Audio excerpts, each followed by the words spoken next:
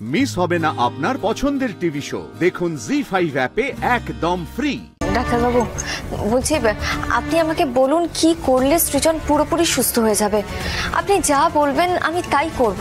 হ্যাঁ, ওনাকে খুব সাবধানে রাখতে হবে, ফার্দার যেন কোনো ইনজুরি না হয়, এটা খুব ভালোভাবে দেখতে হবে। ঠিক আছে ডাক্তারবাবু, আপনি যখন একবার আমার স্বামীর প্রাণ বাঁচিয়ে দিয়েছেন তখন ওকে আগলে রাখার দায়িত্ব আমার। আমি আমার সবটুকু দিয়ে ওকে আগলে রাখবো, ওর উপরে কোনো আঁচ আসতে দেবো না।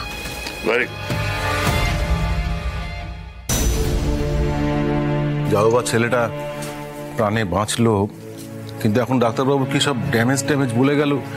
এসব শুনে আবার কৃষ্ণা। বাবা বাবা আপনি তো চিন্তা করবেন না, আমি তো আছি। আমি সৃজনকে পুরোপুরি সুস্থ করে তুলবই। রে বাবা, আরো ওষুধ আছে নাকি? আচ্ছা এটাই লাস্ট, নাও হ্যাঁ করো। সৃজনদা, সৃজনদা এখন কেমন আছো তুমি? কেমন লাগছে দেখে? আমি একদম ফিট আছি, চিন্তা করো না। সেই আমি কেন চিন্তা করব? আমি তো তোমাদের কেউ নই। ও মা, রুচি এটা আবার কেমন কথা? হ্যাঁ, ও আমাকে ফোন করেছিল, আমি ওকে সবটা বললাম। তখন থেকে ছটফট করছে, বলছে কেন ওকে সবটা বলা হয়নি, জানানো হয়নি। অনেক বুঝিয়েছি, বোঝেনি। পর্ণা, এবার তুমি তোমার বন্ধুর অভিমান মেটাও। আমি তো ভাবতেই পারছি না পর্ণা, তুই আমাকে একবারও কিছু জানালি না। একটা ফোন করতে তোর কি প্রবলেম হতো? আচ্ছা তুই না হয় জানাসনি, কিন্তু পিকলু তুই তো আমাকে একবার জানাতে পারতিস। আর রুচিরাদি এত রাগ করছো কেন? আমি কেন রাগ করব? এত বড় একটা ঘটনা ঘটে গেল, আর সেই সময় আমি পর্ণার পাশেই থাকতে পারলাম না। রুচি, তুই যে সব সময় আমার পাশে রয়েছিস সেটা তো আমি জানি।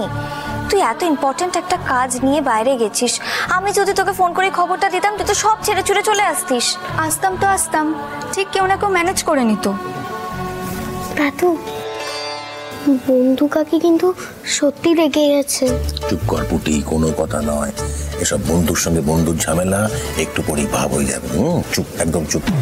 দেখ রুচি, আমরা তো এখানে সবাই ছিলাম, কিন্তু আমাদের হাতে তো কিছুই ছিল না। সবটাই ছিল ডাক্তারদের হাতে আর ভগবানের হাতে। তাই আমি যদি তোকে বলতামও, তুই তো এখানে এসে টেনশন করা ছাড়া আর কিছুই করতে পারতিস না।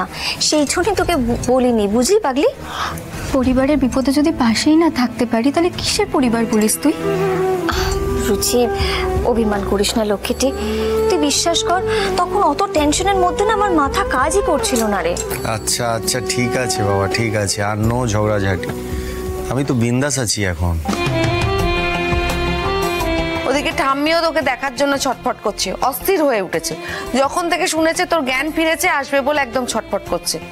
এই মা, না না, মা তো এমনিতেই কোথাও বেরোন না, আর হাসপাতালে আসতে হবে না। বাবুটা তো আবার সুস্থই হয়ে গেছে, এবারে ছুটি হয়ে যাবে। না না, আমি এর মধ্যে সৃজন তোর সঙ্গে মায়ের ফোনে কথা বলিয়ে দেবো। এই সব কিছুর মধ্যে একটা ভালো খবর হলো, ঈশা ওর পাপের উচিত শাস্তি পেয়েছে। এবার বাকি জীবনটাও জেলে পচে মরুক। হ্যাঁ, ওই ঈশা নামক ত্রাসটার হাত থেকে আমাদের অবশেষে মুক্তি হলো।